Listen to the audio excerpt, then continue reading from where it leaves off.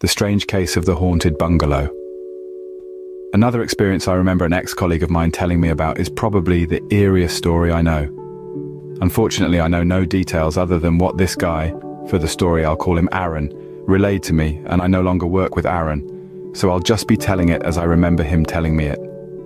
Years ago, Aaron rented a semi-detached bungalow. He rented alone and only lived there briefly.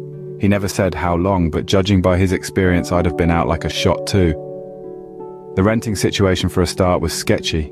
He said he only ever paid in cash, and they came to his house every month to collect rent. It was never the same person. It was a few different people that rotated the duty each time, and apparently they looked shifty and untrustworthy. He had no idea what his landlord looked like. All he had was a phone number for them. One of the things Aaron noticed when he moved in was it was insanely cold in the house. He said no matter what he did, how long he had the heating on, what time of year it was always freezing. It didn't take long for strange things to start happening. Aaron would see movement in his peripheral vision all the time. He had a hallway as you walked into the house. There was no door leading from the living room into the hallway, and his sofa indirectly faced the door. He'd always see someone walk past the door, so vividly that he had to get up and look to see if someone had somehow got into the house. He'd see this figure walk past all the time in different parts of the house, never linger or stay still, just as if someone was walking past. Aaron described a terrible feeling of dread in the house that intensified and eased up at different times of day. The timings weren't consistent, but he'd mentioned that you'd just feel an overwhelming sense of dread for no reason multiple times a day. He'd bring friends round and they'd mention it. He even brought girls back from nights out, and they'd say there's something not right about his house. On one occasion, one woman refused to stay the night because she felt so uneasy. He even said once it was so intense, he had to call his friend to come and pick him up in the middle of the night because he couldn't stay in the house. He even ran out of the house holding his clothes and got dressed at the bottom of the driveway in the snow and pitch black darkness because he couldn't wait to leave. He used to receive mail for a man who didn't live there. He contacted the landlord and they said it was the previous tenant and they didn't know where he'd gone. He just left one day without telling anyone he was going, and they didn't have a forwarding address for him. It got even stranger when a member of this previous tenant's family turned up at Aaron's door asking where he was. Aaron explained how long he'd lived there and was told the last guy had moved on. Apparently this guy's family hadn't heard from him for months, and no one knew where he was or had seen him in all that time. The two scariest things happened towards the end of his tenancy there. First thing was when Aaron accidentally forgot to withdraw his rent money ready to give it to the goon who was going to collect it. The landlord would always text him saying someone would be along that day to collect rent. It wasn't always the same day, but roughly the same 2-3 day period each month. On this particular occasion, the goon showed up, and Aaron said, "Sorry mate, I completely forgot to withdraw it. Can I give you it tomorrow instead?"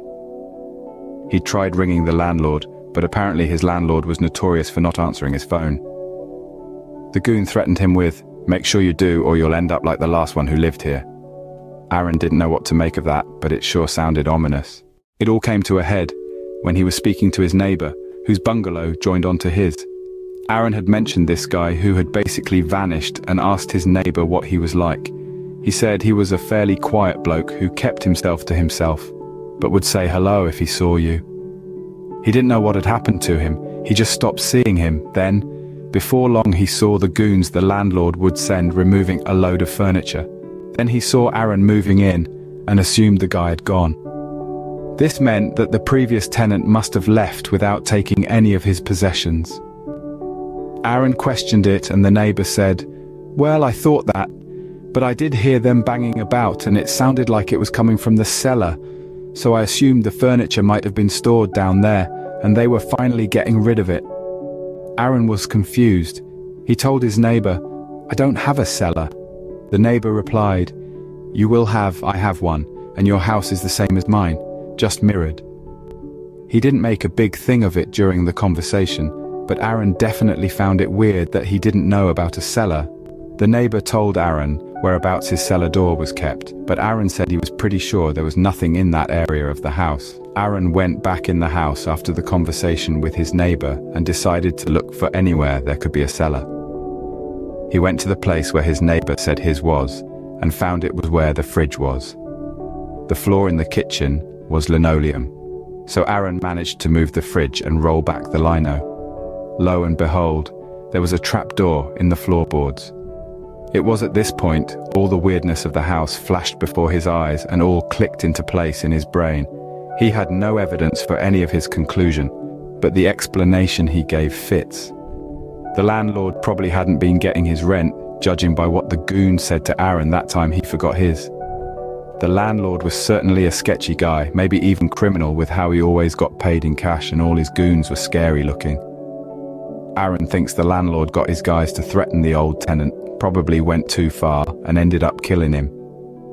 They then put his body down the cellar and covered the hatch, not telling the next tenant about the cellar. The man's ghost was still haunting the house, maybe trying to tell someone his body was still there. Aaron contemplating opening the hatch, but he couldn't bring himself to do it. He recovered the hatch, put the fridge back, and immediately started making arrangements to leave. He moved out not long after, trying not to rouse suspicion from his landlord, and never did anything about it because he was too afraid of the consequences if he did. I just hope the conclusion he came to wasn't true.